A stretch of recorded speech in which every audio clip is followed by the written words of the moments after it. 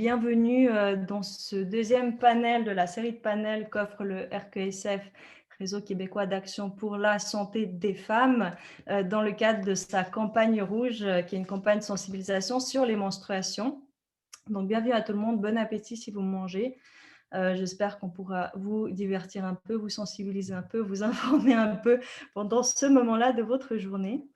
Avant de commencer, de rentrer dans le vif du sujet, je veux faire quelque chose qui nous tient à cœur au réseau, qui est la reconnaissance territoriale. Parce que beaucoup d'entre nous sont des colonnes, des immigrantes ou des descendants de ceux et celles qui ont été amenés avec force sur cette terre. Notre responsabilité collective, c'est de respecter et de reconnaître que cette terre, c'est le territoire traditionnel des Premières Nations Mohawk et Algonquines, et que nous sommes ici parce que cette terre a été occupée. En reconnaissant que cet espace est situé sur les territoires des Premières Nations colonisées, pour respecter les droits des peuples autochtones, il est de notre responsabilité collective d'interroger de manière critique les histoires coloniales et les implications actuelles de cette situation, et aussi d'honorer, de protéger, de soutenir cette terre, le territoire Tuanituage et Kanien'kehá:ka ou Montréal. Je m'excuse pour la prononciation. Je me suis pratiquée hier, mais voilà, on fait ce qu'on peut, on fait de son mieux, c'est ce qui compte. Donc, ça, c'est quelque chose qui nous tient vraiment à cœur de faire et c'est important. Alors maintenant, on va rentrer dans le vif du sujet. Je vais partager juste ça. Qu'est-ce que vous voyez là? Vous voyez la page Facebook? Non? Attends. Est-ce que vous voyez la présentation? Ouais, excellent. Donc, un petit mot pour dire qui nous sommes au RQSF. Pour ceux qui ne nous connaissent pas encore, comme j'ai dit, Réseau québécois d'action pour la santé des femmes, on est un organisme multidisciplinaire. Notre mission, c'est de défendre les droits et les intérêts des femmes et de soutenir la reconnaissance de leur savoir et la prise en charge de leur santé.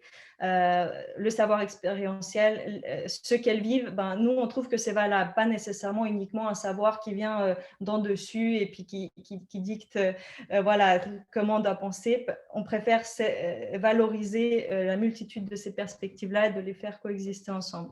Donc, on est un organisme indépendant dans le but de diffuser de l'information selon une approche globale et féministe de la santé. Je ne vais pas détailler qu'est-ce que c'est ici, ce n'est pas la place, mais sur notre site web, vous avez un cadre de référence où tout est rédigé, tous les axes sont décrits. C'est très intéressant à lire, donc n'hésitez pas. Et on éveille également l'opinion publique aux enjeux de santé et à ses déterminants. C'est un réseau qui existe depuis longtemps. On touche pas mal de monde au Québec. On a des membres associatifs pour la plupart. On a aussi des membres individuels et c'est quelque chose qu'on voudrait développer et ouvrir plus. Donc, si vous voulez faire une bonne action avant Noël et soutenir quelqu'un, un organisme dans sa mission, n'hésitez pas à devenir membre individuel aussi pour nous soutenir tout simplement dans ce qu'on est en train de faire. Et actuellement, nous sommes dans cette campagne rouge, campagne de sensibilisation sur les menstruations. C'est une campagne qui est financée par le secrétariat à la condition féminine qui dure 2 ans, donc partout au Québec.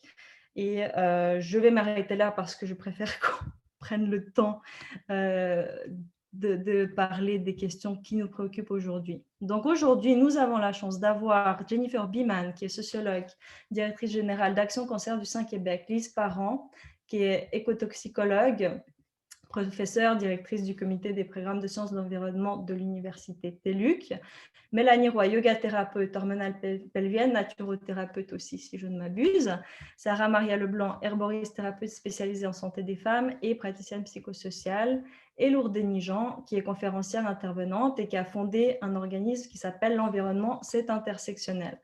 Donc, je fais une présentation très brève de vous, mais je voudrais que quand on commence à parler, qu'on fasse un petit tour de table où vous allez juste nous dire c'est quoi votre rapport à cette thématique, qu'est-ce qui vous tient à cœur, voilà, c'est quoi votre intention, votre message clé à partager par rapport à ça, votre parcours aussi qui justifie pourquoi vous avez eu envie d'être là aujourd'hui.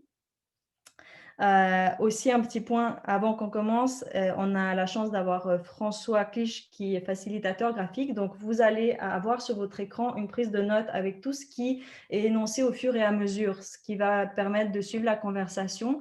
Ça peut être un petit peu frustrant parce que vous ne voyez peut-être pas aussi grand. Alors, les spécialistes de Zoom qu'on est tous devenus, peut-être, voilà, il y a des moyens d'agrandir, je ne sais pas, je vous laisse gérer ça avec votre écran, mais pour revoir aussi nos têtes de temps en temps.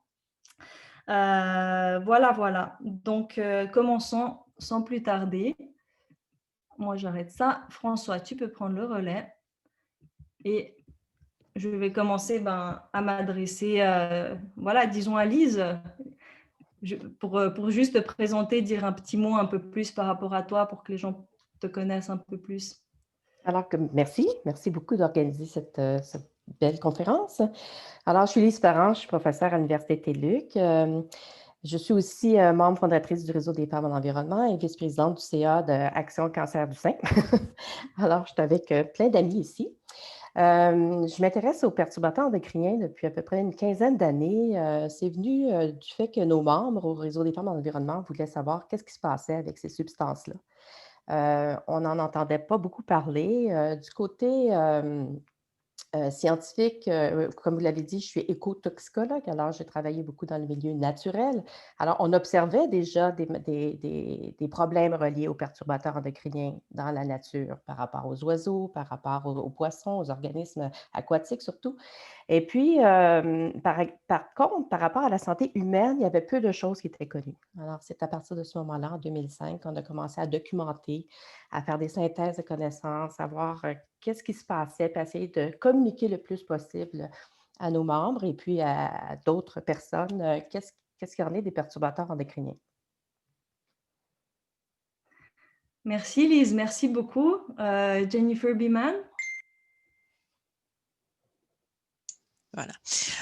Merci Victoria. Alors, pour Action Cancer du sein du Québec a été fondée en 1991 et déjà à l'époque, au cours des années 80, en même temps que le taux d'incidence du cancer du sein chez les femmes augmentait de manière vraiment dramatique, en fait depuis les années, surtout depuis les années 50, mais on était dans des années vraiment désastreuses pendant les années 80. Des recherches déjà mettaient en lien le cancer du sein et ce qu'on appelait à l'époque des xénoestrogènes. Alors, des substances avec des effets estrogéniques dans l'environnement qui des chercheurs mettaient le doigt sur il y a un problème avec le cancer du sein et ces substances. Alors, depuis la fondation de l'organisme, c'est la question des facteurs environnementaux et le cancer du sein, c'est vraiment à la base de la mission de l'organisme. La mission, c'est de prévenir le cancer du sein, de faire diminuer les taux d'incidence et vraiment au cœur de tout ça, c'est la question des perturbateurs endocriniens. Donc, pour nous, pour la prévention, pour nous, c'est sûr que c'est une question de réglementation. Je sais qu'on aura l'occasion de parler plus tard, mais on a une veille sur toutes les recherches sur les substances toxiques, les PE et le cancer du sein, mais on vise aussi absolument la réglementation. Super, merci beaucoup. Ça donne une très bonne idée de votre background. Sarah Maria, peut-être, je te demande de te présenter, de dire un petit mot sur toi, ton intérêt par rapport aux perturbateurs endocriniens. Ben oui, c'est ça. Alors, moi aussi, c'est à peu près vers 2004-2005 que j'ai entendu parler des perturbateurs endocriniens. Puis, à ce moment-là, il n'y avait pas beaucoup d'informations qui se trouvaient, comme dit Lise, là, je ne veux pas répéter, mais sur la santé humaine et tout ça. Mais on entendait parler que c'était pas bon pour la santé des femmes et tout ça. Puis, dès le début de ma pratique clinique, j'ai eu un cas que je vous raconterai plus tard, mais d'une puberté précoce.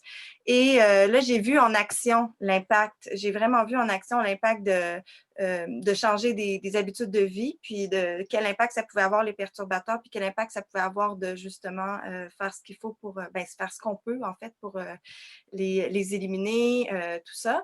Et ça m'a vraiment convaincue, puis ça m'a vraiment révoltée aussi profondément. Puis j'en ai fait un champ de bataille, en fait, j'en ai fait comment on dit ça, pas un champ de bataille, mais j'en ai fait une de mes batailles et je me suis mis à donner des conférences aussi là-dessus, à Écosphère, à d'autres endroits, puis à en parler beaucoup dans ma pratique. Puis au fil de ma pratique clinique, j'ai pu voir vraiment des liens entre différentes pathologies du système reproducteur et les perturbateurs endocriniens. Puis voilà, depuis ce temps-là que c'est important pour moi d'en parler puis de sensibiliser les femmes à ça. Super, merci beaucoup Mélanie Roy. Oui, allô tout le monde. En fait, mon histoire ressemble un petit peu à celle de Sarah Maria. À petit détail, c'est moi-même qui ai vécu ces bouleversements hormonaux il y a une dizaine d'années et je ne trouvais pas de réponse dans la médecine conventionnelle, dans la médecine allopathique. J'avais énormément de symptômes au niveau de la phase prémenstruelle, de ma phase menstruelle et les seules solutions qu'on me proposait étaient des antidépresseurs ou la pilule contraceptive. Et là, je me suis mise à faire des recherches par moi-même parce que j'avais toujours eu une tendance à me soigner de façon plus naturelle en premier. Et c'est là où j'ai été mise en contact avec les perturbateurs endocriniens et de fil en aiguille, j'ai lu énormément sur la question et je me suis aussi à ce moment-là formée parce que moi, mon background est en sexologie, mais il y a une dizaine d'années, justement, j'ai commencé à me former en yoga-thérapie hormonale, en yoga-thérapie pelvienne, en naturothérapie, justement parce que ces approches-là ont complètement transformé ma vie. Et depuis ce temps-là, j'accompagne les femmes justement qui ont des perturbations hormonales, donc des problématiques au niveau gynécologique. Je les accompagne principalement avec une approche naturopathique et en yoga-thérapie aussi. Mais les perturbateurs endocriniens, c'est vraiment c'est un facteur qui revient tout le temps. En fait, ce qu'on constate, c'est que c'est une ligne de base d'à peu près toutes les problématiques que je rencontre, que ce soit dans les syndromes d'ovaires polykystiques, aménorrhée, post-pilule, endométriose, fibromutérin, douleurs lors des règles, cycle menstruel perturbé, peu importe. Je pourrais en énumérer encore longtemps, mais tout ça pour dire que j'en ai fait aussi une mission personnelle et pour moi, c'est extrêmement important ce qu'on fait aujourd'hui parce que de s'éduquer, c'est ce qui nous permet de redevenir souveraine de notre corps, de notre vie et on n'a pas facilement accès à cette information-là et c'est extraordinaire ce qui se passe aujourd'hui puis le fait qu'on en parle de plus en plus parce que c'est la seule façon d'exercer notre libre arbitre finalement, de questionner, de lire, de s'informer pour faire les bons choix pour soi. Donc voilà, c'est pour ça que je suis là aujourd'hui et merci pour l'invitation. Merci, c'est très beau ce que tu dis. Puis au RQSF, on est très content de donner cette opportunité de parler justement de ça avec des personnes comme vous. Là, je pense que c'est très important. Et enfin, Lourdes Nigent. Oui, c'est ça. Bonjour. Moi, c'est un plaisir d'être sur ce panel-là pour moi aussi. Donc, peut-être pour vous parler un peu plus de mon parcours, puis en même temps introduire un peu ce que peut-être mon angle que je compte amener sur le panel. Je pense que mon parcours est un peu différent de ce qui est des parcours qui ont été présentés plus tôt. C'est le but, c'est pour ça que je t'ai sollicité. Mais oui, c'était dans le fond, pour vraiment commencer, là, moi, je m'identifie comme féministe intersectionnelle. Puis mon intérêt pour tout ce qui est enjeux sociaux et tout, c'est vraiment accentué notamment par mes études. Donc, au Cégep, j'étudie en sciences humaines et tout, puis c'est ce qui m'a introduit à des sciences comme la sociologie, etc. Et puis, du même coup, moi, parallèlement, je faisais je m'éduquais davantage sur justement tout ce qui était féministe intersectionnel, etc. Et donc, c'est ça. À partir de là, je dirais aux alentours de comme 2015, j'ai commencé vraiment à m'intéresser à ces questions. Et j'ai comme fait le pont entre des intérêts, ces intérêts-là et l'environnement. Peut-être un peu plus récemment, donc je dirais aux alentours de 2018, c'est là que j'ai commencé vraiment à... Très sincèrement, ça a commencé, je pense qu'il y a quelque chose que je peux me rejoindre avec ce qui a été nommé par tout le monde, c'est un peu la frustration de comment parfois le système peut agir et tout. Donc, moi aussi, je pense que mon intérêt par rapport à l'environnement a commencé comme ça, par frustration mais j'étais pas nécessairement d'accord avec comment on présentait la question, tu sais, puis je trouvais que c'était très détaché justement des questions sociales, de la santé, etc. Donc, c'est ce qui m'a mené éventuellement à fonder la plateforme L'Environnement, c'est intersectionnel, qui existe depuis environ 1 an et demi. Et puis, c'est ça, depuis, il y a 2 volets à la mission, puis aujourd'hui, ça fait partie d'un des volets qui est de plus accentué sur le côté éducatif de la chose. Puis, pour préciser un peu mon apport à ce panel-ci, ben, moi, l'environnement, c'est intersectionnel. Dans ma tête, ça veut dire quelque chose. Donc, c'est vraiment comme un angle, si on veut, que j'ai en tête, ben, basé sur beaucoup de travail d'autres activistes, évidemment. Je suis sûre que tu auras plein de choses à amener justement avec ce regard un peu différent que ça te permet d'avoir cette approche-là intersectionnelle et qu'on aime, voilà, qu'on soutient tout à fait et qu'on adopte aussi au niveau du réseau. On va commencer à rentrer dans le vif du sujet, à essayer de voilà, comprendre c'est quoi un perturbateur endocrinien, qu'est-ce que ça fait sur notre santé, que ça soit globalement et plus particulièrement par rapport à notre cycle menstruel et cycle menstruel de manière large. Je suis en train de casser mes meubles, mais de manière plus large, c'est-à-dire que voilà, les hormones, c'est partout dans notre corps. Il y a Lise qui va pouvoir nous parler de tout ça bien mieux que moi, plus en détail. Donc, voilà, Lise, ma première question, c'est quoi les perturbateurs endocriniens? Pourquoi c'est important d'en parler? Quels impacts ça a? Explique-nous. Oui, c'est beaucoup de questions, là. Oui, je sais, mais moi, je veux comprendre. Alors, n'hésitez pas à m'arrêter là, ou à compléter là, ce que je vais dire, parce que toutes les personnes ici sur le panel ont des compétences dans le domaine. Oui. Premièrement, perturbateur endocrinien, c'est quand même assez rébarbatif comme terme. Hein? Moi, j'ai un ami, à chaque fois qu'il me présente à d'autres amis, il me dit « Lise, elle travaille sur les perturbateurs endocriniens », puis il est tout fier de dire d'utiliser ce terme-là. Mais ce n'est pas tellement glamour, ce n'est pas tellement intéressant. Mais ce que ça veut dire, perturbateur endocrinien, finalement, c'est que ça touche le système endocrinien. Le système endocrinien, c'est le système hormonal. Des fois, on peut penser, il y a quelqu'un qui avait déjà dit, parce que j'essayais de trouver un autre terme moins rébarbatif, puis il parlait de fausses hormones. Alors, l'Organisation mondiale de la santé définit les perturbateurs endocriniens comme étant des substances qui sont chimiques, qui peuvent être d'origine naturelle. Hein, on pense, par exemple, aux phytoestrogènes, le soya ou des choses comme ça, ou artificielles, c'est surtout de ça qu'on va parler aujourd'hui, qui sont étrangères à l'organisme, mais qui peuvent interférer avec le fonctionnement des systèmes endocriniens ou hormonaux. Puis, ce qui est important avec ces substances-là, c'est que ça peut avoir des effets délétères chez la personne, mais aussi sur les descendants, sur les générations futures. Alors, quand on parle du système hormonal, c'est un petit peu particulier. Hein?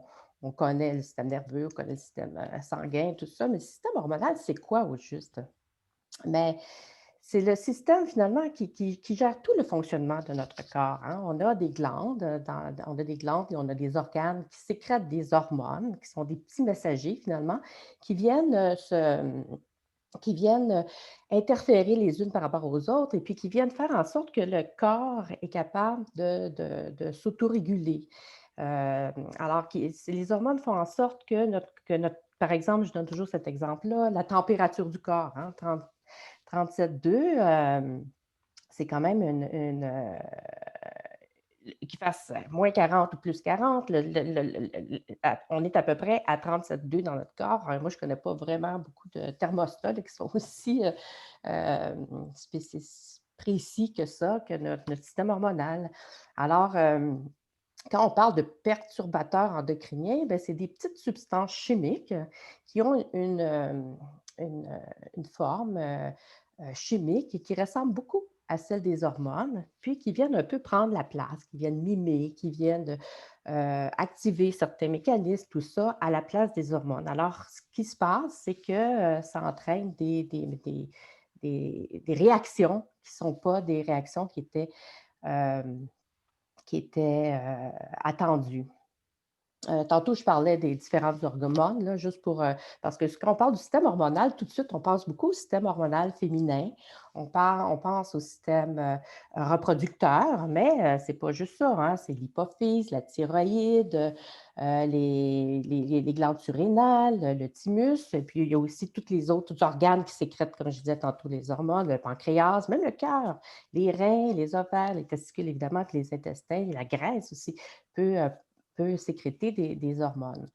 Puis, c'est quoi les hormones? Bien, on pense encore une fois à l'estrogène, tantôt Jennifer en parlait, on pense au testostérone, mais aussi tout ce qui est adrénaline, insuline, etc., les hormones thyroïdiennes, etc. Alors, Si je comprends bien, c'est donc les hormones, c'est quelque chose qui permet donc à notre corps de communiquer avec lui-même. Là, tu nous parles de tous ces organes, tu nous parles que voilà, ils sécrètent des hormones et que tout ça peut être perturbé. Donc, si je comprends bien, le fait qu'il y ait ces perturbateurs qui arrivent, ben, quelque part, ça fait en sorte que ça perturbe, je sais pas, notre ligne téléphonique au sein de nous-mêmes entre les différents organes qui nous composent. Est-ce qu'on pourrait dire ça comme ça aussi? On peut peut-être le présenter de cette façon-là, mais c'est beaucoup, vous comprendrez, hein, que le système est tellement très, très spécialisé que c'est ce qui se passe, par exemple, un des mécanismes, c'est que comme ils ont des configurations semblables, les perturbateurs endocriniens par rapport aux hormones naturelles, bien, ils vont se fixer sur des sites cellulaires à la place des hormones. Alors, ça va faire une réaction qui va être différente ou ça va engendrer une réaction qui ne devrait pas avoir lieu. C'est dans ce sens-là là, que ces substances-là agissent. Excuse-moi, tout à l'heure, tu me demandais, Victoria, où est-ce qu'on les trouve, ces substances-là? Si on pense que d'où ça vient, comment ça se fait qu'on a ça dans notre corps? Hein? C'est pas Déjà, oui, comment ça se fait que, en fait, peut-être avant d'arriver à où on les trouve, comment ça se fait que bah, ça existe, voilà, quand est-ce que c'est apparu, quand est-ce qu'on a commencé à découvrir ces choses-là, peut-être toi qui es dans le milieu de la recherche, quand est-ce que cette question a commencé à préoccuper les chercheurs, quand est-ce qu'on s'est rendu compte, oh là, il y a peut-être quelque chose qu'on devrait regarder, c'est préoccupant, est-ce que tu as un petit historique peut-être par rapport à ça à nous amener? Bien, tout à l'heure, je disais que j'étais écotoxicologue. Alors, moi, ça a commencé vraiment là, dans les années 60 à peu près, qu'on a commencé à observer dans la nature des effets par rapport surtout aux pesticides. Dans un premier temps, c'était peut-être les pesticides. Et puis, on voyait, par exemple, qu'il y avait des problèmes de reproduction chez les oiseaux. Par exemple, les coquilles d'œufs, c'était plus friable. On a observé en Floride, je pense, c'était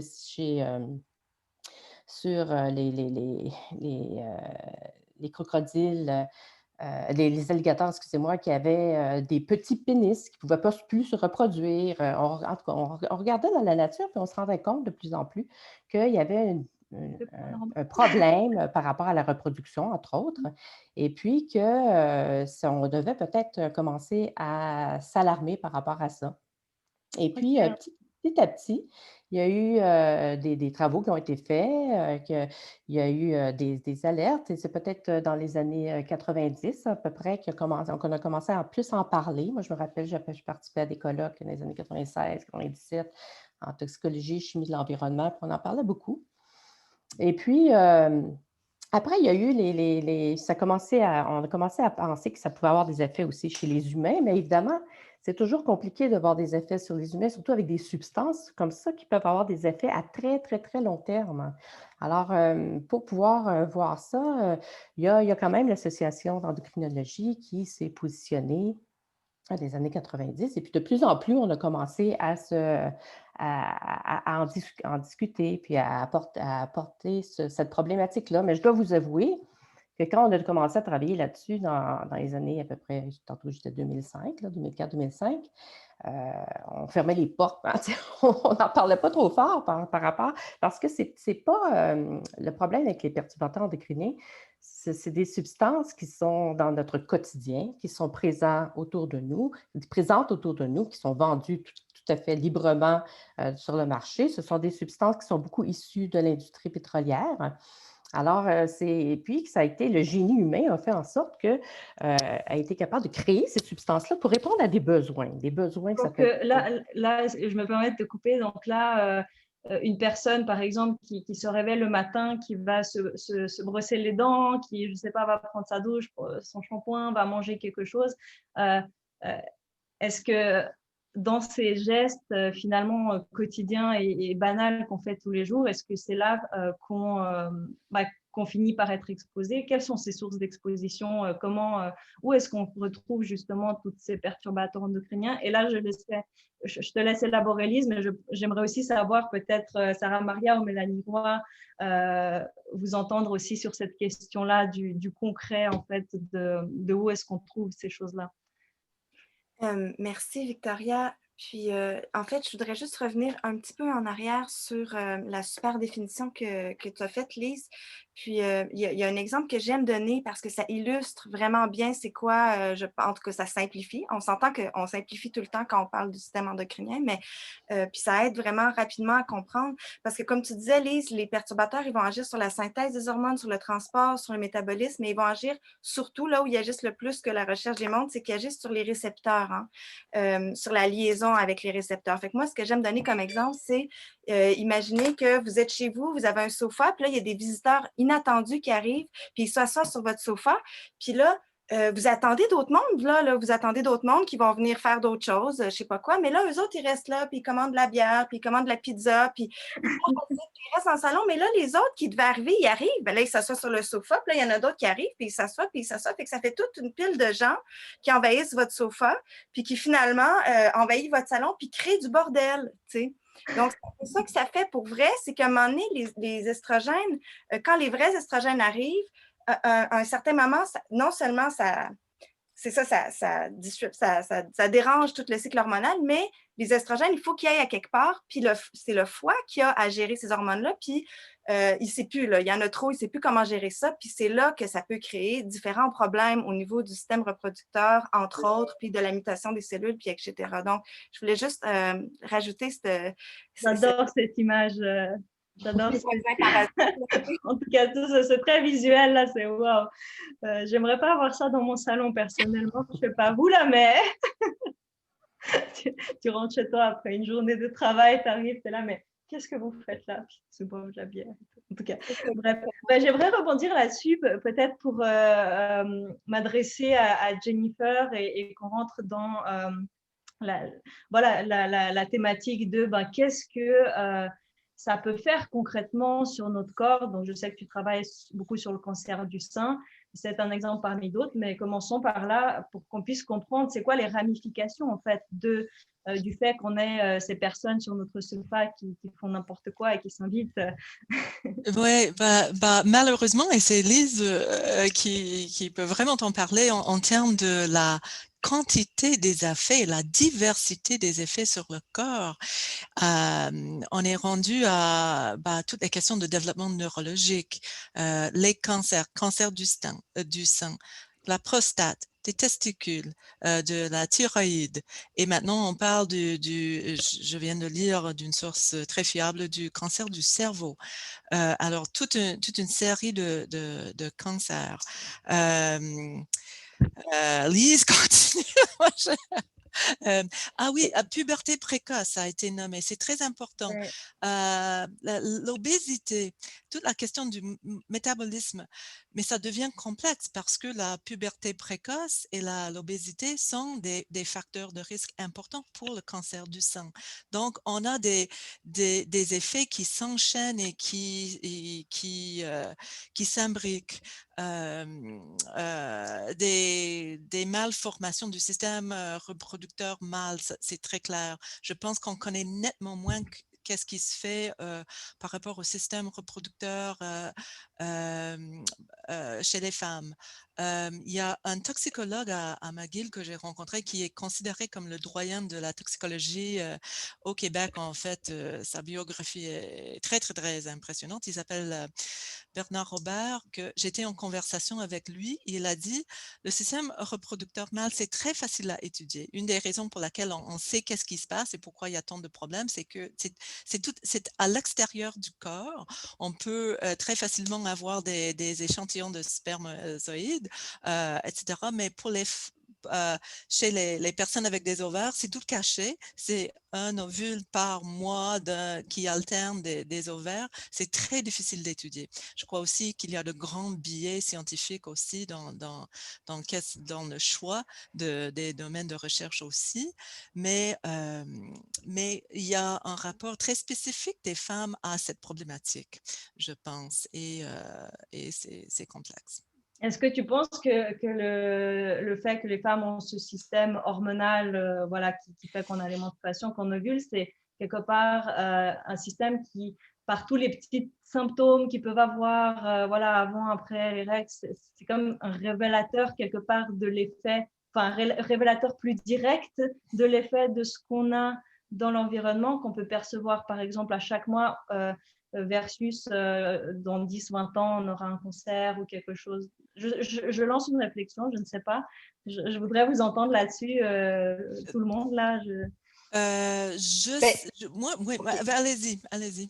Non, mais en fait, j'allais simplement dire que oui, effectivement, tous les petits symptômes qu'on vit, parce que en fait, on banalise beaucoup ce qu'on appelle le fameux SPM. Là, c'est rendu un peu une espèce d'icône qu'on ne prend pas vraiment au sérieux.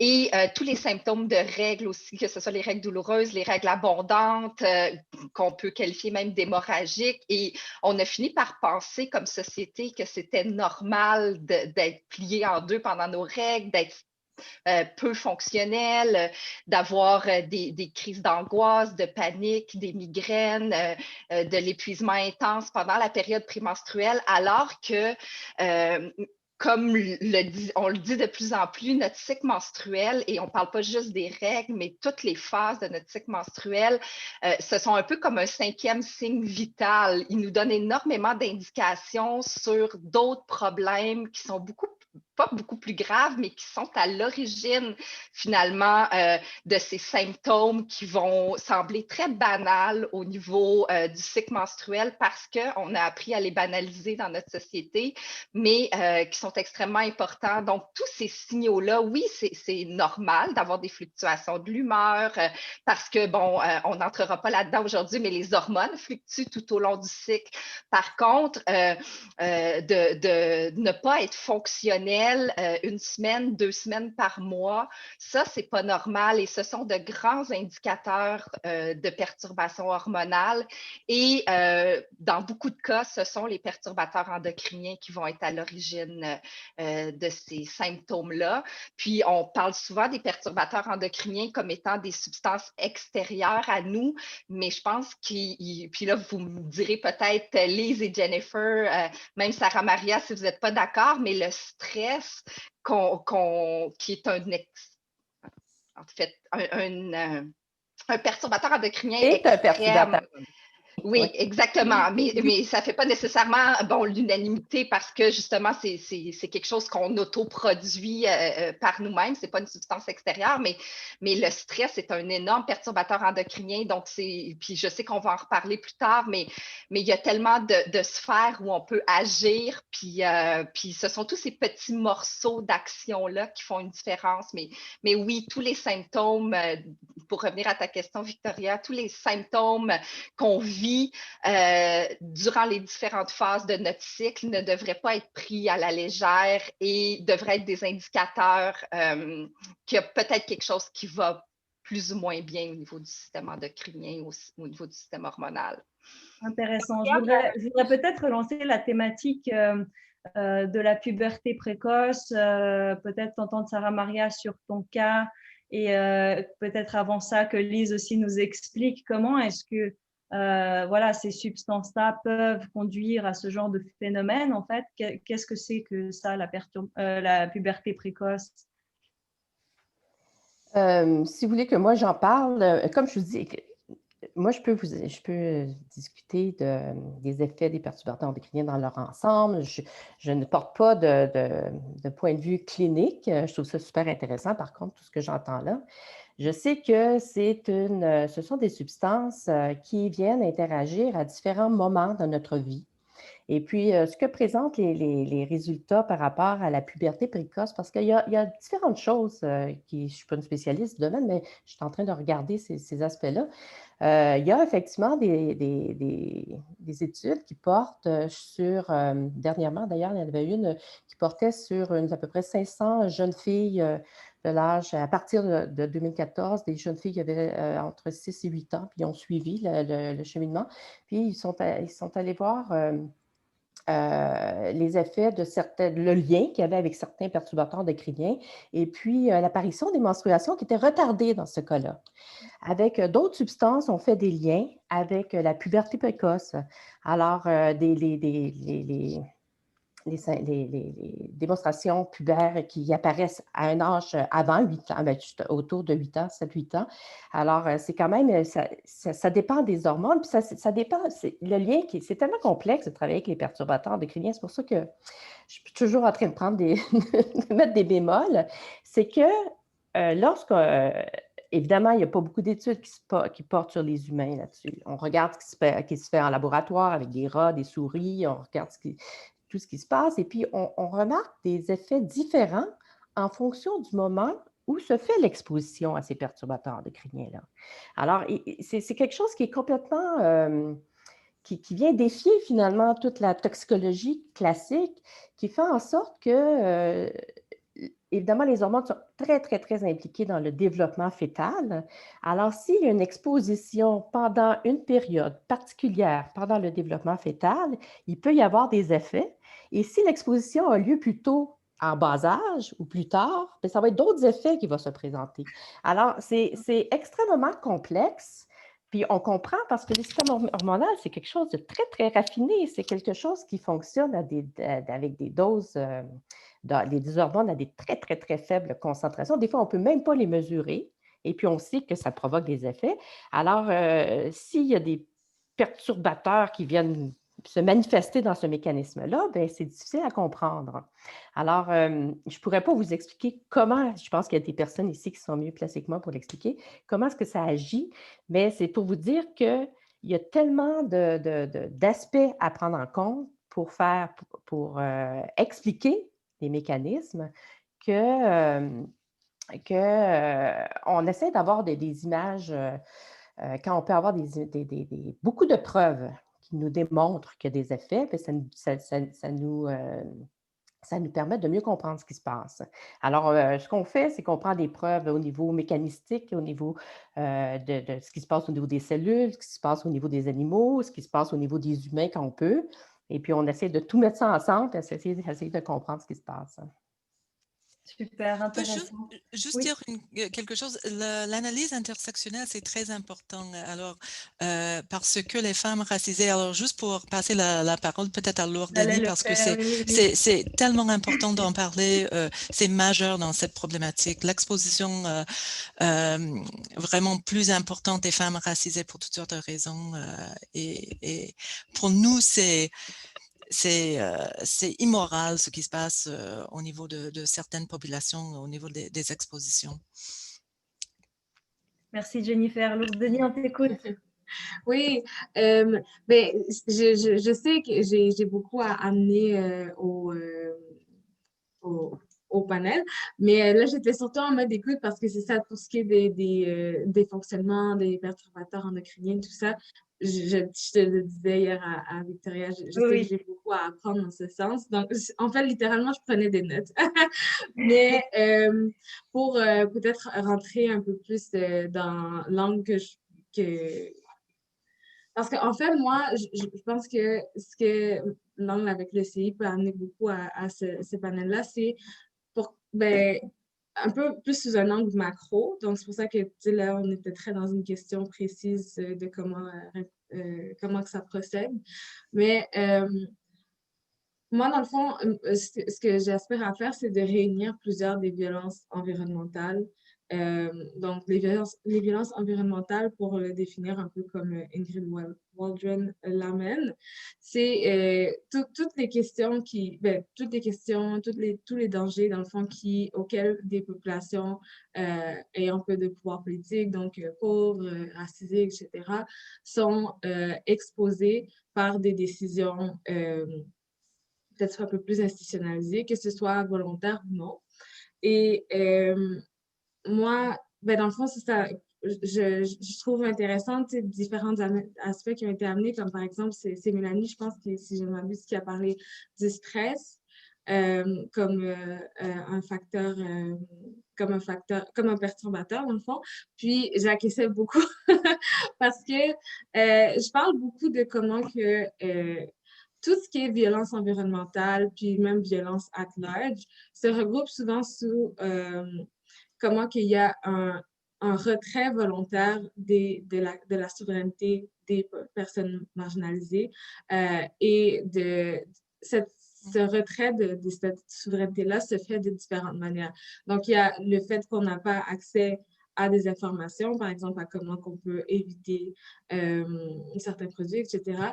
Mais il y a aussi le simple fait que pour y aller vraiment d'un œil plus critique du système en soi, il y a aussi le fait que pourquoi est-ce qu'on se retrouve un peu obligé à dépendre d'éléments extérieurs pour consommer, pour avoir pour tout ce qu'on consomme, en fait, vraiment, je pourrais pas mieux le résumer.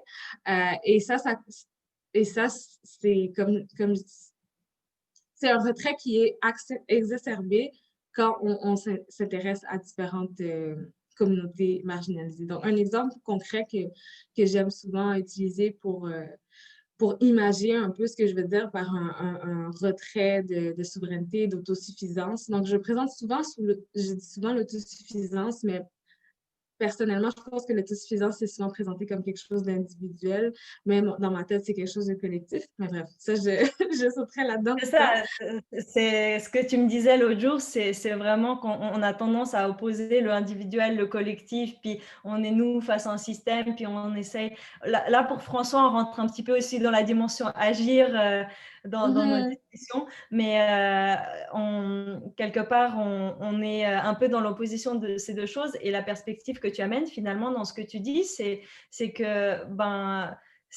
on peut être souverain de manière collective. Et c'est un peu la mission de ton organisme, si je comprends bien.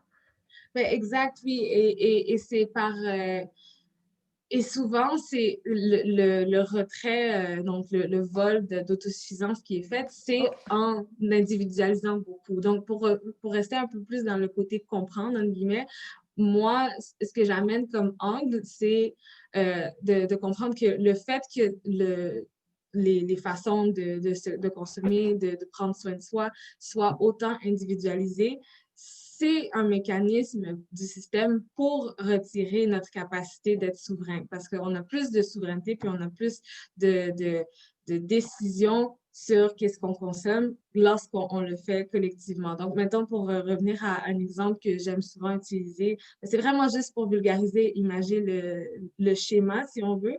C'est si on prend les cas des communautés autochtones, par exemple, on va dire que, bon là, en ce moment, j'ai lu un livre sur les Inuits, donc je vais parler d'eux. Ces communautés-là avaient accès se consommaient beaucoup à travers la chasse ou la pêche et tout. Mais après, maintenant, c'est de plus en plus institutionnalisé leur façon de se pourvoir. Et c'est très aussi interdit leur capacité, leur manière de se pourvoir traditionnelle. Donc, par exemple, et au-delà du fait que ce soit interdit, le simple fait qu'il y a eu une plus grosse exposition à, par exemple, des perturbateurs endocriniens et plein de substances polluantes, ça rentre dans le même schéma, dans le sens où si tu es une communauté puis que tu pêches, mais que là, tout d'un coup, il y a plein de dépotoirs proches de chez toi, ben, l'eau est polluée, ça, c'est fini. Il faut nécessairement se retourner vers ce que les institutions, ce que les systèmes et les structures offrent. Donc, c'est un peu, pour parler plus précisément de la santé environnementale, je parle souvent de comment que ça rentre dans ce même schéma-là, parce que beaucoup des enjeux qui sont observés, c'est par un retrait de... c'est qui les personnes qui vendent des produits, par exemple, pour la santé menstruelle?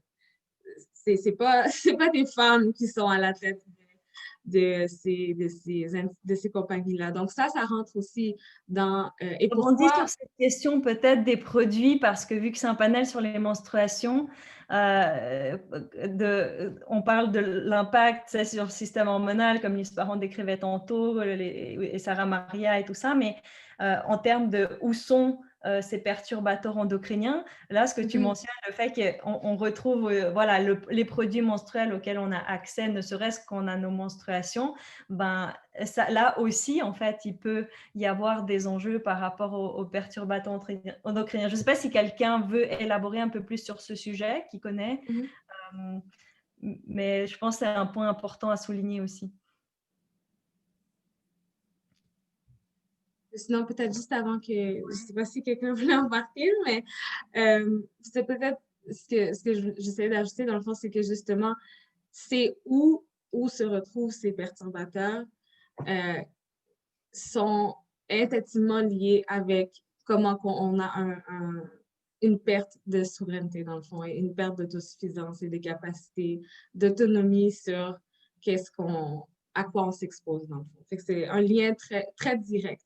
Très direct, ouais, c'est très intéressant. Sarah Maria qui écrit, il faudrait nommer où se retrouvent pas juste les produits menstruels. En fait, excusez, j'ai écrit ça vite, mais ce que je voulais dire, c'est que les produits menstruels, effectivement, c'en est une source, les produits menstruels conventionnels avec traités, là, évidemment, c'en est une source de perturbateurs, mais je pense qu'on n'a pas nommé, pour les gens qui nous écoutent, qui ne connaissaient pas c'est quoi les perturbateurs, on n'a pas nommé dans quoi on les retrouve, ces perturbateurs-là endocriniens, tu sais, puis je pense que c'est quand même important qu'on le sache, comme disait Lise, là, tu sais, qui sont dans les produits qui sont dérivés du pétrole, effectivement, donc on pense à tous les plastiques et tout ce qui est dérivé du pétrole, mais il y a aussi dans tellement de choses, hein, dans les pesticides, fongicides, parfois dans les hormones de croissance, parfois dans... Puis, tu sais, je veux dire, dans tous les produits conventionnels, en fait, on va être confronté à un cocktail de différents... c'est ça, c'est l'effet cocktail aussi, de différentes infimes doses, comme tu disais, Lise, mais après ça, c'est combien de ces substances-là on ingère à tous les jours dans notre vie quotidienne, même dans l'air qu'on respire, dans les produits de construction, le nouveau mobilier. Tu sais, je veux dire, il y en a les reçus de caisse qu'on se met sur les doigts, tu sais, c'est fou, on est toujours confronté à ça. Fait que c'est bien qu'on soit au courant, qu'on ait une liste, que les gens puissent avoir accès déjà à dans quoi ils sont ces perturbateurs-là, que je puisse au moins les éviter le plus possible, parce qu'on ne peut pas les éviter complètement, mais au moins s'en prémunir un peu, tu sais. C'est ça. Ça, c'est justement le volet agir, de pouvoir identifier où est-ce que c'est, dans quels éléments. Et ça fait partie beaucoup de votre travail, Sarah Maria, Mélanie Roy. Je laisse ça un petit peu pour plus tard, je pense, je préfère. Mais j'ai une personne qui a levé la main et peut-être, je pense qu'elle voudrait parler. Elle a levé la main quand on parlait des protections hygiéniques, donc je voudrais juste lui permettre peut-être de faire son commentaire ou poser sa question. Allô? Lily, Vous pouvez me voir? on peut même te voir, je pense. Oui, on a la petite... Mais on ne voit pas la vidéo, par contre. Oui, je ne sais pas comment l'afficher. Ouais. D'habitude, j'utilise Zoom souvent. D'habitude, c'est facile de... Ah ben, mais c'est pas grave, là. Me voilà. Te voilà, c'est ce qui compte en ton temps. Donc, voilà. L'idée. Je voulais juste ajouter quelque chose à je pense que c'était Lourdine, je crois son nom. Parce que oui, il y a des perturbateurs, disons, qu'on peut trouver à l'extérieur de nous aussi. Puis je trouve aussi le fait qu'on a accès à la chaleur et la lumière depuis 120 ans, 150 ans, comme au bout de la doigt, ça affecte nos hormones aussi. Le fait qu'on reste debout tard, le fait qu'on regarde des ordinateurs, le fait qu'on même qu'on lit avec la lumière avant de se coucher, ça l'affecte la distribution des hormones dans nos corps, dans notre corps aussi.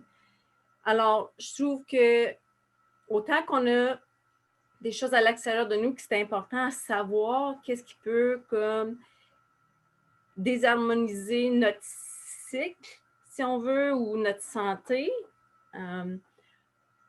On a aussi des capacités de suivre le rythme de la nature, de voir quand le soleil se lève et le soleil se couche. C'est ça qui va vraiment régulariser nos hormones. Ainsi, en lien avec le cycle de la Lune aussi. Ça, c'est vraiment un autre sujet. Mais je voulais juste souligner ça parce que je trouve que depuis que je suis ou que j'oriente mes actions au quotidien en lien avec, disons, le lever du soleil et le coucher du soleil, je remarque que spécifiquement mes règles sont plus douces ou qu'elles sont plus... C'est intéressant ce que tu amènes, oui. Oui, mais c'est un fait. Oui, oui, oui. C'est intéressant finalement là ce que tu ouvres la thématique dans laquelle je vais inviter Sarah Maria et Mélanie Roy à plonger. C'est finalement comment vivre, parce que ton exemple, c'est tout à fait ça, c'est de s'ajuster, ajuster son mode de vie, la manière voilà, dont qu'est-ce que tu fais concrètement au quotidien pour finalement te sentir en harmonie, en équilibre dans ta vie et par rapport à toutes ces choses qui peuvent nous impacter. Je te remercie beaucoup pour ton commentaire et ça ouvre vraiment bien la porte à l'expérience de Mélanie et de Sarah que j'aimerais entendre dans justement ce type d'accompagnement que vous faites par rapport à aux personnes qui vous consultent parce que si je ne m'abuse, c'est vraiment ça votre travail. Oui, ben, je peux peut-être commencer puis mettre la table pour Sarah Maria. Ce que j'avais envie de mentionner dans un premier temps, puis c'est un principe qui, pour reprendre une citation d'Hippocrate, en fait, que je ne reprendrai pas textuellement, mais l'idée, c'est vraiment d'éliminer des trucs avant d'ajouter des trucs. Parce que si on ajoute, par exemple, des suppléments, on ajoute des plantes, on ajoute le yoga, on ajoute plein de trucs. Oui, ça va nous aider, mais ça ne va pas autant nous aider que si, avant d'ajouter tout ça, on vient essayer d'éliminer les sources de xénoestrogènes ou de perturbateurs endocriniens. Donc, c'est certain.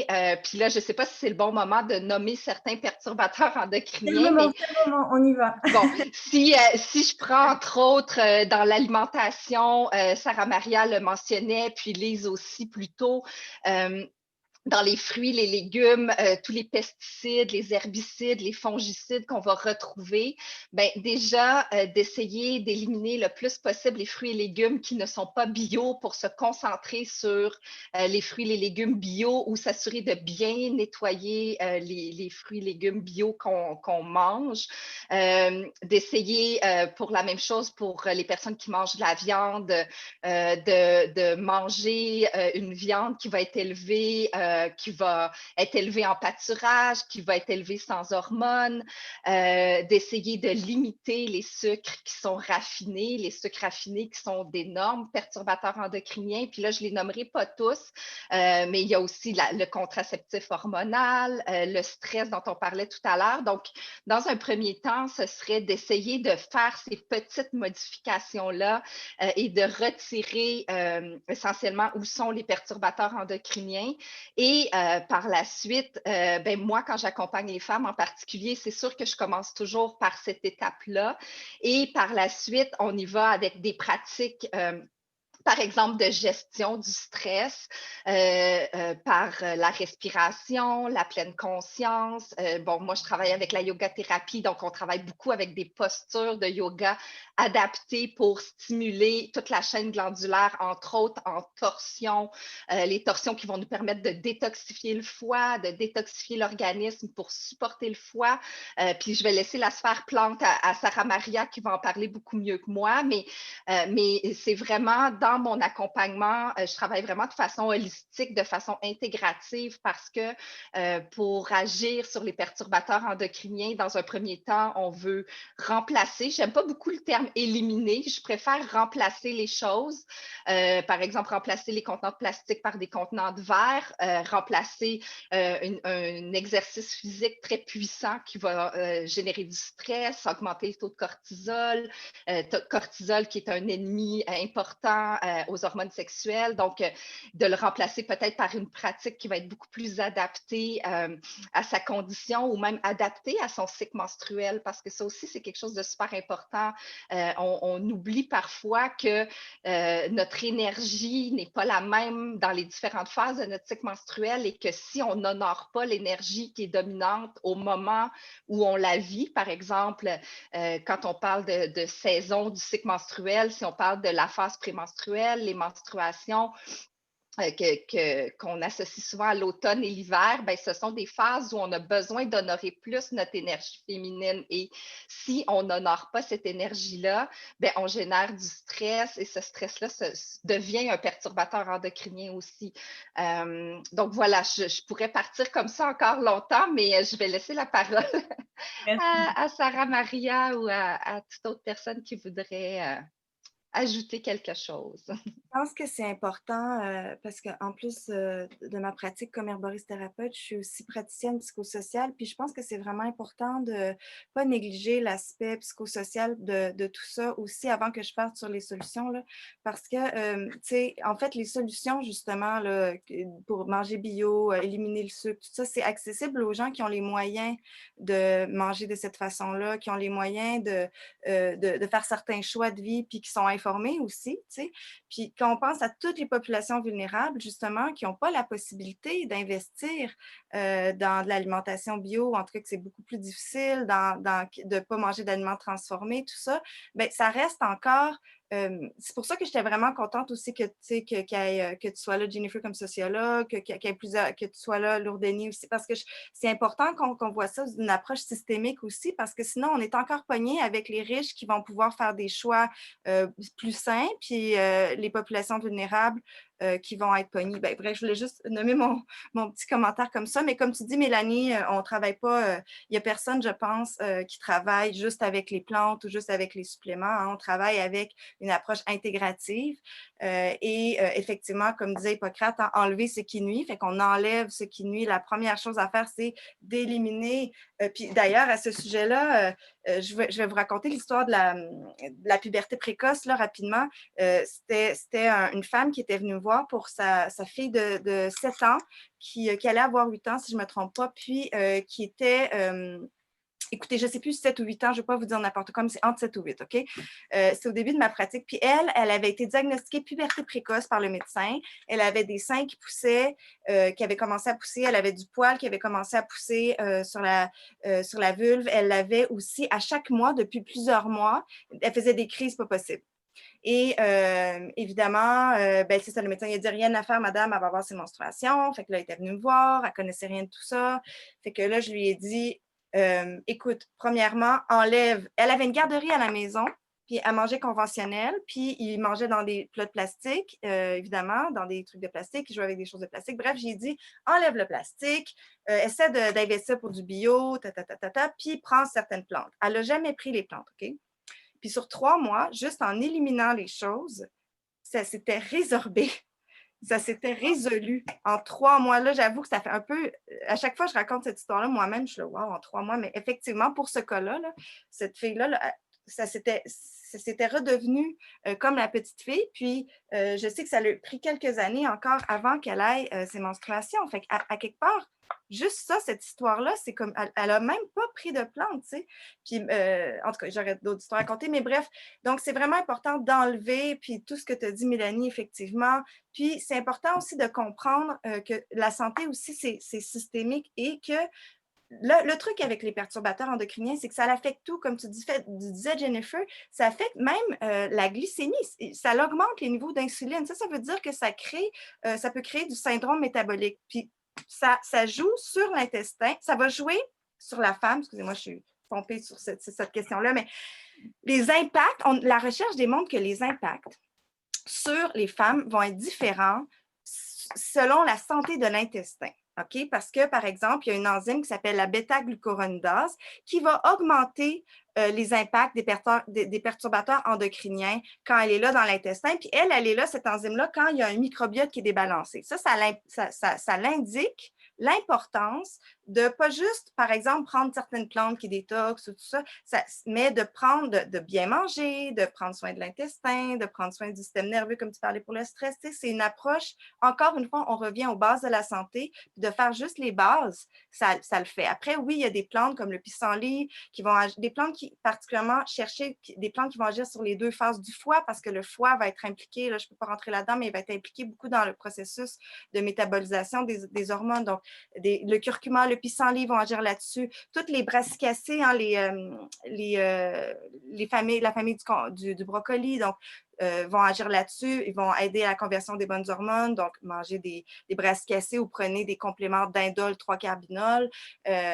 Et voilà, il y a différentes plantes. La schizandra aussi va travailler à aider le foie et donc aider les deux phases. Et on a vu que le peu de recherche là, le Journal of Alternative and Complementary Medicine, c'est ça qui ont pu voir l'impact de certaines plantes sur la détox du foie et par le fait même, par l'élimination des perturbateurs endocriniens. Donc, il y a des plantes à prendre. Après ça, on ne va pas rentrer dans les dosages et tout ça. Moi, j'ai écrit un article il y a 10 ans qui est encore, qui peut se trouver facilement. Donc, il y a de la documentation qui peut se trouver, mais je pense qu'aujourd'hui, ce qui est important de dire, c'est surtout de les éliminer et de prendre soin de sa muqueuse intestinale, de sa consommation de sucre, de ci, de ça, de prendre soin des bases. Là. Super. Puis, si je peux me permettre de juste ajouter, Sarah Maria, parce que je trouve ça extrêmement intéressant. Alors aussi qu'on avance un peu parce que le temps presse et j'aimerais qu'on revienne sur la dimension collective parce qu'on a pris quand même pas mal de temps à regarder qu'est-ce qu'on peut faire donc au niveau individuel de notre environnement, de contrôler tout ça. On a parlé avec Lourdeni de ces dimensions de souveraineté, d'autonomie, mais de manière aussi collective. Les personnes aussi, comme tu mentionnais, Sarah Maria, qui n'ont pas nécessairement accès à ça, aux aliments bio par exemple, ou alors qui se retrouvent plus exposés pour différentes raisons. Et j'aimerais ouvrir peut-être la porte là à Jennifer Beeman pour nous parler de qu'est-ce qui peut être fait, parce que je sais que vous avez travaillé en ce sens-là, un autre niveau pour répondre à ces enjeux qu'on rencontre. Oui, tout à fait. Pour nous, ce qui est essentiel, c'est vraiment la réglementation des substances toxiques au Canada. Parce que c'est la seule manière, même si on a des approches individuelles, on va toujours oublier quelque chose. Il y a des choses dont on sait pas c'est quoi la mousse dans mon sofa. Est-ce que c'est rempli de retardateurs de flamme ou non? Ou il faut un système de réglementation qui nous protège des perturbateurs endocriniens. Est-ce qu'on a 3 minutes? Je pense que ça vaut la peine. Ça va être plus clair si je peux vous montrer 3 diapositives. Est-ce que oui? Alors, si je vais où pour faire share screen? Share screen, voilà. OK. Share, puis je vais comme ça. Alors, nous avons une présentation sur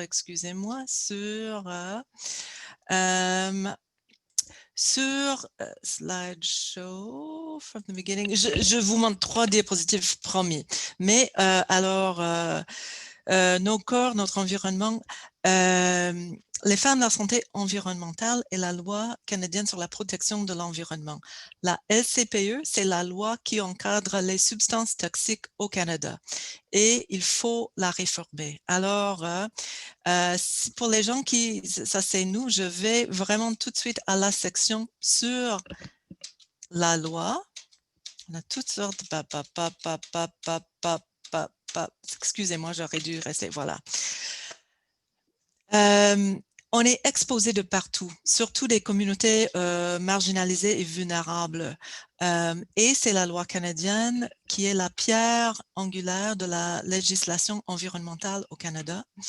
Elle vise la réduction de la pollution et la protection de l'environnement et la santé humaine. Elle encadre les substances toxiques, la réglementation des combustibles, les émissions des véhicules. Donc, ça touche la question du réchauffement climatique, des véhicules moteurs et équipements, la qualité de l'air, le contrôle des déchets dangereux et beaucoup plus. C'est un système de réglementation qu'on appelle un système post-marché. Officiellement, on a un système de règlement post-marché. Les produits vont sur le marché et puis après, il faut faire vraiment tout un travail pour démontrer que ces produits sont nocifs pour la santé humaine et puis il faut vraiment faire toute une bataille pour retirer les produits. Pour vous donner un exemple, pour tout ce qui est les cosmétiques, et ça comprend tout ce qui est les produits de soins corporels, les fabricants ont jusqu'à 10 jours après la mise en marché du produit pour informer Santé Canada de la liste des ingrédients dans le produit. Donc, les produits sont sur le marché avant même que Santé Canada sache c'est quoi les ingrédients. Et c'est absolument officiel, c'est dans la réglementation. On apprend des choses. La réglementation est également basée sur le principe de risque, c'est-à-dire la toxicité de la substance, mais combinée à une analyse du niveau d'exposition moyen des gens. Ça n'existe pas un niveau d'exposition moyen de 1. C'est quoi parce qu'on est tout le temps exposé à des personnes, mais une femme qui travaille dans une salle en angle plus de 40 heures par semaine a une exposition qui est beaucoup plus élevée qu'une femme qui habite peut-être dans un lieu très boisé où elle a un grand contrôle sur son environnement, par exemple. L'autre problème, c'est que les perturbateurs endocriniens ne correspondent pas à toute cette question de niveau d'exposition linéaire. C'est-à-dire que plus que le niveau est élevé d'exposition, plus que le risque est élevé, parce que c'est vraiment à très petite dose que les perturbateurs endocriniens sont particulièrement dangereux. C'est une évaluation substance par substance. Il n'y a même pas d'évaluation des effets synergiques ou des effets cumulatifs des perturbateurs endocriniens. On vise la classification, la catégorisation des substances. Alors, on a de grands problèmes. Les PE ne sont pas définis comme étant toxiques en soi. Il faut changer la loi pour que les perturbateurs endocriniens, comme il n'y a pas de seuil sécuritaire pour les PE, il faut qu'ils soient définis comme toxiques. Il faut renverser le fardeau de la preuve pour les substances hautement préoccupantes. Il y a toute une catégorie des substances qu'il faut démontrer qu'on peut les utiliser de manière sécuritaire avant de les mettre sur le marché.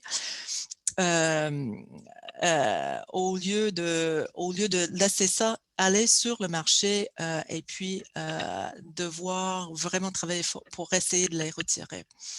Les évaluations des risques doivent comprendre les expositions globales, les effets cumulatifs et synergiques.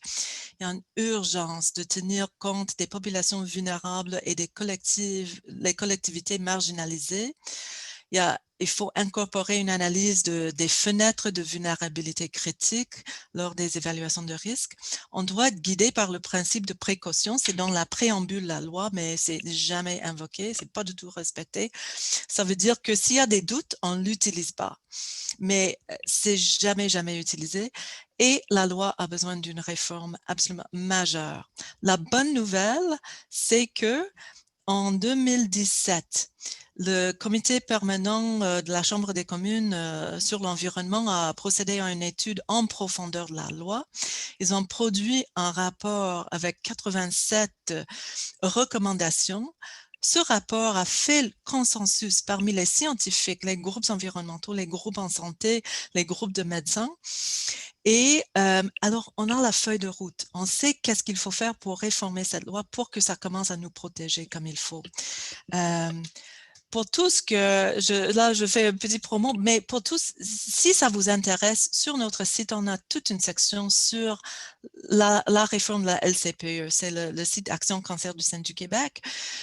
Et on a le rapport de la Chambre des communes, on a des textes sur les femmes et les substances toxiques, on a d'autres textes aussi, alors vraiment toute une section et on a beaucoup d'informations sur les perturbateurs endocriniens. Donc, voilà, juste vraiment très rapidement un survol de... c'est la loi qui encadre les substances toxiques. Il faut la réformer. C'est impossible de le faire individuellement. Je veux dire, je nie pas les expériences de Mélanie et de Sarah Maria que vous avez eues avec vos clients. C'est pas ça. Mais il faut agir de manière collective et il faut commencer avec cette loi. Est-ce que est-ce que tu es confiante que cette loi pourra être réformée dans un avenir proche? C'est une question de volonté politique.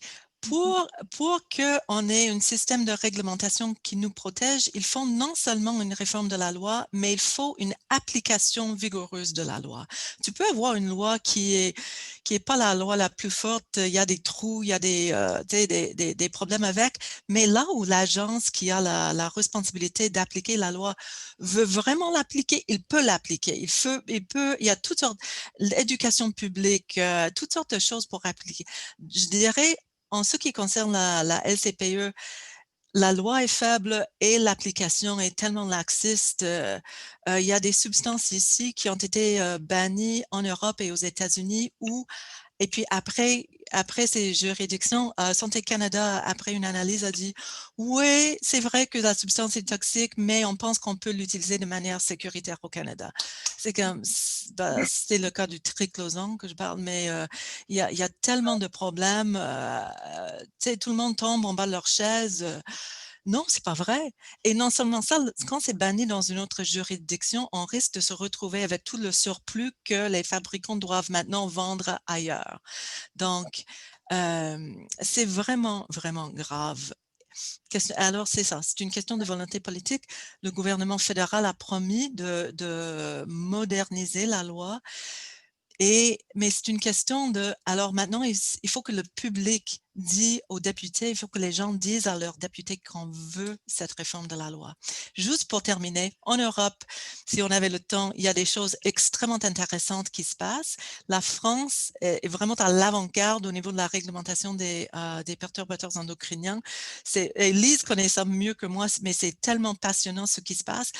Et ils ont une stratégie. En fait, ils sont rendus à leur deuxième stratégie nationale sur les perturbateurs endocriniens. Priorité numéro 1, informer le public, vraiment de l'éducation. Mais une fois que vous avez informé le public par rapport à la problématique, ben là, vous ne pouvez plus reculer parce que les gens ne vont pas accepter, ils savent, les gens savent c'est quoi le problème. Alors la pression politique, ça reste sur l'importance d'agir parce que vous avez éduqué la population et vraiment il y a des mouvements sociaux qui derrière un mouvement très fort pour réglementer les perturbateurs endocriniens. Merci Jennifer pour cette intervention et je pense que là c'est le moment pertinent de donner la parole à Lourdénie parce que tu fais partie, je pense, de ce mouvement social qui vise à sensibiliser par rapport à ce système, etc. etc. J'aimerais vraiment t'entendre. Qu'est-ce que tout ça t'évoque? Oui, ben, en fait, ça m'évoque beaucoup de choses. Puis, je pense que pour mieux expliquer ma réponse, par rapport à comment agir et tout, il faut que je revienne un petit peu sur l'aspect de comprendre. Tu sais, surtout depuis le commentaire, je voulais un peu ajouter ce que je veux dire par que l'autosuffisance est retirée, parce que c'est ça, on a entendu beaucoup de solutions individualisées et tout, puis tu sais, ça a été réitéré que il faut le comprendre de nain systémique, mais j'ai quand même envie de pousser ça un peu plus loin. Par exemple, ce que je voulais dire, c'est que, tu sais, on a parlé beaucoup du mode de vie, mais c'est ça, le mode de vie, c'est systémique, dans le sens où, juste par exemple, les solutions qui ont été proposées de suivre le mode de vie, le cycle lunaire, par exemple, ben ça, c'est pas possible à quelqu'un aux femmes noires infirmières qui travaillent aux hôpitaux en ce moment. Donc, ça, c'est systémique. Puis, c'est ce que je voulais dire par comme quoi que c'est ce retrait-là, le mode de l'autosuffisance est retiré parce que c'est une capacité de choisir son mode de vie, par exemple, etc., qui est retiré, puis c'est pas un hasard, dans le fond. Et ça me permet de faire un peu le pont avec comment est-ce qu'on peut sortir un peu des propositions individuelles et tout. Parce qu'en fait, moi, je parle souvent avec le CI de comment que je trouve qu'il y a vraiment et toutes les façons d'agir. Je crois vraiment que toutes les façons d'agir sont importantes, puis que, tu sais, à la diversité des moyens, j'y crois beaucoup. Mais je trouve que, surtout quand on parle d'environnement, il y a vraiment un accent soit sur les propositions ou les regards par rapport aux structures, donc réglementer les compagnies, etc. Ou des trucs qu'on peut faire individuellement. Donc, on a donné quelques exemples et tout. Mais moi, je m'intéresse beaucoup à le gap qu'on n'aime pas, soit la collectivité. Puis ce que je veux dire par la collectivité, c'est comment ensemble on peut un peu remplir ces trous-là. Donc, je pense à un exemple de, tiens, on a parlé beaucoup, mettons, de manger bio, tout ça. Puis c'est plus grand que le coût. C'est vraiment une question de qu'est-ce que le système offre aussi comme disponibilité. Donc, par exemple, je pense à, on parlait de comment on peut s'inspirer d'histoires, de vécu, tout ça. Ben, je pense à ma famille aux États-Unis. Comme si elles n'avaient pas d'auto, il n'y aurait rien pour pouvoir faire l'épicerie, tu sais. Donc, c'est même pas juste une question de qu'est-ce qu'on achète rendu à l'épicerie, mais c'est une question de qu'est-ce qui est disponible. Donc, ça, c'est un exemple de désert alimentaire. Et j'ai envie de m'inspirer d'un autre exemple pour illustrer qu'est-ce que je veux dire par agir collectivement. Là, si j'ai un ami, je pense que ça s'appelle, il s'auto-nomme le gangster gardener. Okay? Donc, c'est un jardinier à LA, autoproclamé, qui s'est vraiment intéressé à ces questions-là et tout. Puis, il habitait dans un quartier, c'est une personne noire, puis il habitait dans un quartier où est-ce qu'il y avait justement un grand désert alimentaire. Et il a juste fait, bon, là après, c'est une question d'à quel point on veut défier les structures, mais il a juste fait, bon, ce coin-là, c'est un jardin maintenant. Et c'est illégal. La ville a vraiment tenté beaucoup de briser ça, mais, et là je rejoins ce que Jennifer a dit, la population était comme non, mais nous aussi on a le droit de manger des fruits. Donc c'est même pas une question de si c'est des fruits bio et tout, mais juste de manger des fruits, point. Et là maintenant, la ville est beaucoup plus tranquille parce que ben, ils remarquent que la population a besoin de ça et est présente, comme qu'il y a une forte résistance. Donc ça, c'est un peu pour illustrer ce que je veux dire par, tu sais, un peu, pas juste s'intéresser aux soit les options individuelles et structurelles, mais d'essayer de voir comment on peut co-créer des solutions qui amènent les actions ensemble, dans le fond, pour que ça soit une responsabilité partagée. Parce que ça peut être un peu intimidant de s'attaquer à des structures, comme ça peut être très pas peu possible. Ensemble, définir finalement collectivement dans quel monde on voudrait vivre, en fait. Voilà, quel accès on voudrait avoir à des fruits, à des légumes, etc. etc. sans nécessairement juste être dans ce côté, bon, soit je fais ça dans mon petit coin, ou alors je me bats contre un système qui finalement est un peu monstrueux, un peu compliqué, qui est peut-être un peu opaque pour beaucoup de personnes qui n'ont pas l'habitude d'évoluer dans ces structures-là, donc elles ne savent peut-être même pas nécessairement comment elles vont pouvoir agir. Et bon, le but de ces événements, comme ce que propose Jennifer Beeman, c'est aussi de pouvoir créer ces ponts entre tous ces niveaux et de montrer qu'on peut agir individuellement. C'est ça la richesse aussi des personnes qu'on a ici, parce qu'on peut autant faire des choses à un niveau qu'à un autre niveau, qu'à un troisième niveau, que mettre ça ensemble et se redéfinir collectivement et de prendre quelque part de s'autoriser quelque part à aller dans cette direction. Je trouve cette perspective que tu amènes permet un peu de mettre tout ça ensemble finalement. C'est ça, j'allais dire, ça va ensemble. Je suis consciente que c'est pas un ou l'autre, mais plutôt comment ça rejoint tout ça. Je vais prendre, parce que le temps file, donc je vais prendre, on a une question qui s'adresse à toi, Lourdes Denis, qui dit « Peux-tu définir un peu plus les violences environnementales, s'il te plaît ?» Donc, un petit mot là-dessus.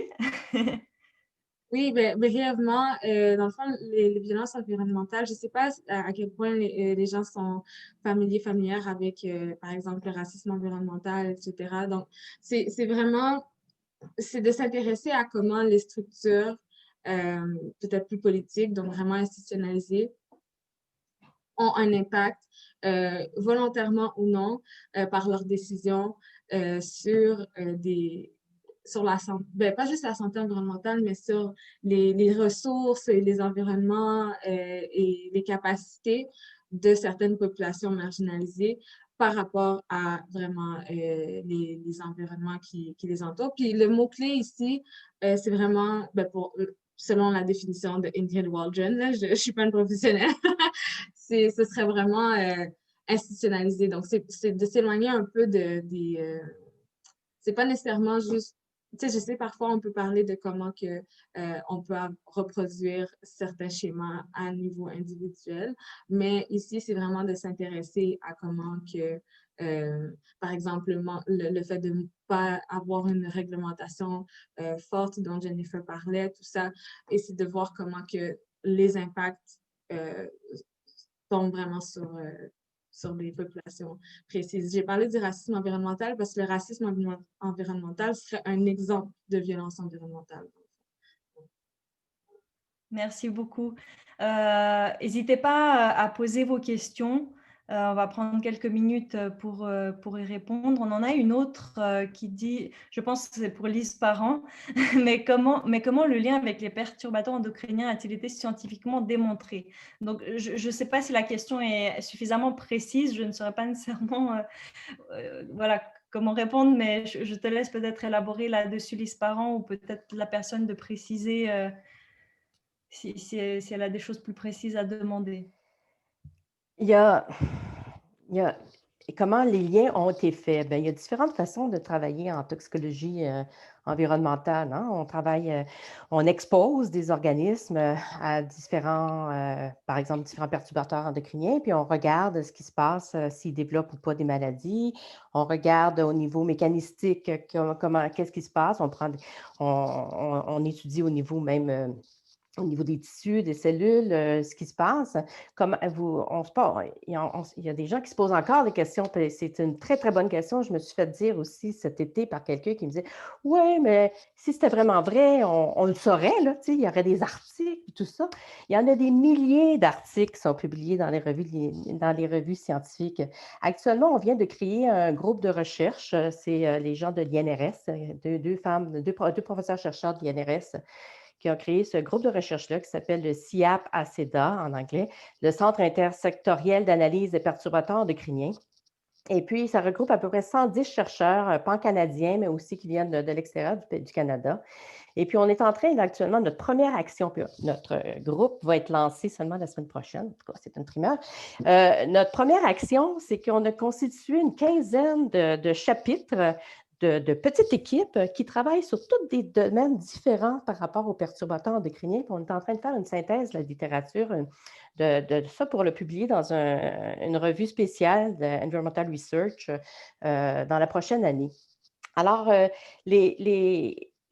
les évidences des preuves, on parle maintenant d'évidence, de preuves, c'est démontré de toutes les façons possibles. Est-ce que on est capable, quand on travaille en santé humaine, c'est extrêmement difficile de faire un lien direct d'une situation par rapport à une autre situation parce que c'est multifactoriel. La santé humaine, c'est multifactoriel. On en a quand même pas mal parlé aujourd'hui.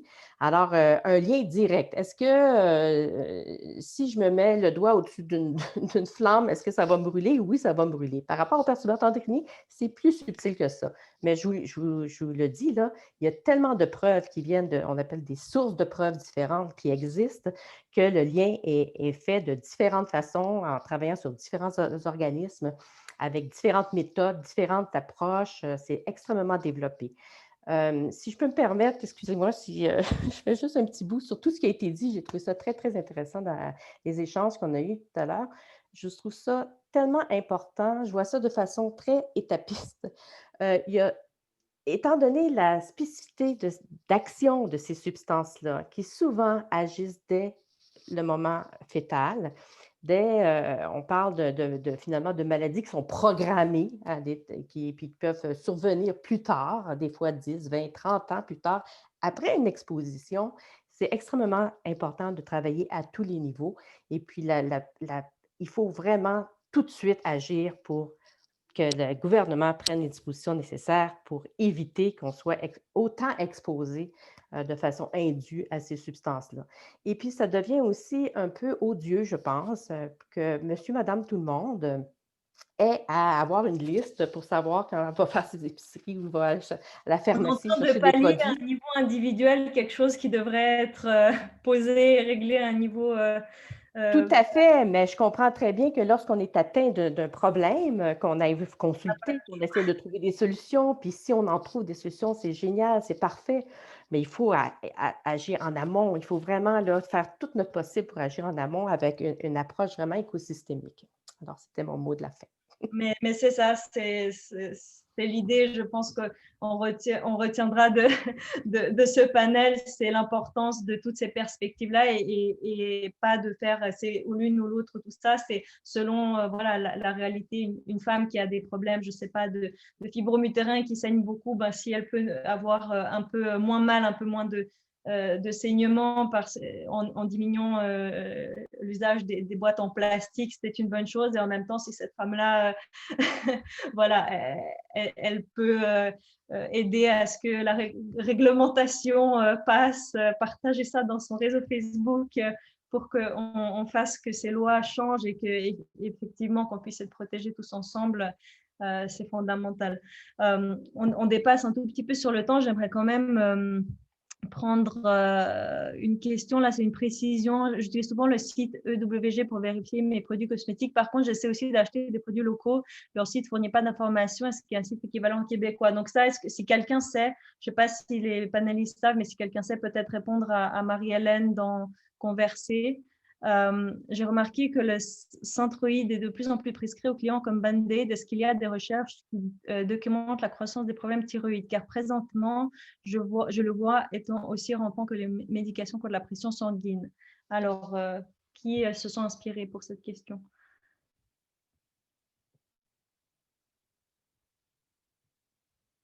Moi, je ne veux pas m'avancer là-dessus. Je trouve que c'est super touché. Puis en même temps, je pense que ça vaudrait le coup d'examiner ça puis d'observer les faits avant de pouvoir. C'est pour ça que je ne veux pas. Je veux pas. Mais c'est une piste intéressante à explorer. De ce que j'en comprends, Lise, ce domaine de recherche est très challengeant, très nuancé et il y a encore beaucoup de choses aussi à découvrir. Donc, c'est à souhaiter qu'on puisse avoir aussi de plus en plus de réponses. On va s'arrêter là. On a déjà, le temps imparti est écoulé. Je voudrais remercier les personnes, les panélistes qui ont participé et qui nous ont offert ce moment précieux, que je trouve précieux et peut-être un peu challengeant dans le sens que j'ai voulu mettre ensemble des personnes qui sont vraiment de différentes disciplines, différentes manières de voir les choses, différentes expériences, mais j'aime bien faire communiquer en fait tout ça ensemble parce que chacun dans son domaine et dans sa sphère, je pense sincèrement, fait un travail fondamental et très important. Donc, je vous remercie. Je remercie également François pour la facilitation graphique et qui nous permet de faire vivre ces panels, ne serait-ce que visuellement. J'inviterai tous les participants. On va republier donc ce visuel sur notre page Facebook. N'hésitez pas à partager dans vos réseaux. C'est comme ça qu'on fait de la sensibilisation, typiquement par ce genre d'outils qui permettent, on lance beaucoup d'idées, on lance beaucoup de choses, mais là, on a ça sur une image et ça permet aussi d'aller toucher du monde comme ça. J'aimerais aussi remercier toute l'équipe du RQICF qui travaille fort et qui sont très inspirants, que ce soit pour la mission générale du RQICF, que ce soit pour la Campagne Rouge. Merci Élise pour tout ce que tu fais aussi. C'est notre chargée de communication. Une campagne de sensibilisation ne peut avoir lieu sans une bonne chargée de communication. Donc, il fait un travail formidable. Je voudrais aussi mentionner que on a collaboré avec Sarah Maria. On est en train de finaliser un guide par rapport aux menstruations et typiquement là-dedans, vous pourrez retrouver où est-ce qu'on trouve les perturbateurs endocriniens, des informations très accessibles de comment vivre au mieux ces menstruations, des choses comme ça. Je vous invite aussi, si vous avez des liens à nous partager, à communiquer avec moi ou Élise, qu'on puisse repartager sur notre page Facebook les choses par rapport à la loi ou d'autres événements sur la question, etc. Là, donc, je m'adresse aux panélistes, mais aussi à l'auditoire. Et je voudrais finir par deux citations. Une que j'aime, que je suis tombée hier, je trouvais ça assez rigolo, c'est de Emmanuel Bayamaktam dans son livre Arcadie qui dit sans partager intégralement les phobies de sa fille et de son gendre, elle était tout de même d'accord avec eux pour reconnaître que nous étions une espèce en voie d'extinction. Nous avions peur et nos peurs étaient aussi multiples et insidieuses que les menaces elles-mêmes. Nous avions peur des nouvelles technologies, du réchauffement climatique, de l'électrosmog, des parabènes, des sulfates, du contrôle numérique, de la salade en sachet, de la concentration de mercure dans les océans, du gluten, de sel, d'aluminium, de la pollution des nappes phréatiques, du glyphosate, de la déforestation, des produits laitiers, de la grippe aviaire, diesel, des pesticides, du sucre raffiné, des perturbateurs endocriniens, des arbovirus, des compteurs Linky et j'en passe. Quant à moi, sans bien comprendre encore qui voulait nous faire la peau, je savais que son nom était légion, que nous étions contaminés. J'endossais des hantises qui n'étaient pas les miennes, mais qui frayaient sans peine avec mes propres terreurs enfantines. Sans Arcadie, nous serions morts à plus ou moins brève échéance parce que l'angoisse excédait notre capacité à l'éprouver. Il nous a offert une miraculeuse alternative à la maladie, à la folie, au suicide. Il nous a mis à l'abri. Il nous a dit « N'ayez pas peur ». Je sais qu'on a parlé de beaucoup de choses qui peuvent être un peu lourdes aujourd'hui, bien que c'est important d'être sensibilisé. Mais n'ayez pas peur. Et je finirai sur celle-là qui dit « Si vous pensez que vous êtes trop petit pour changer quoi que ce soit, essayez donc de dormir avec un moustique dans votre chambre de Betty Rees. » Je pense que ça résume bien pas mal des éléments qu'on a apportés aujourd'hui. Je vous remercie. Je vous souhaite une excellente après-midi. Prenez soin de vous. Et à bientôt, à la prochaine.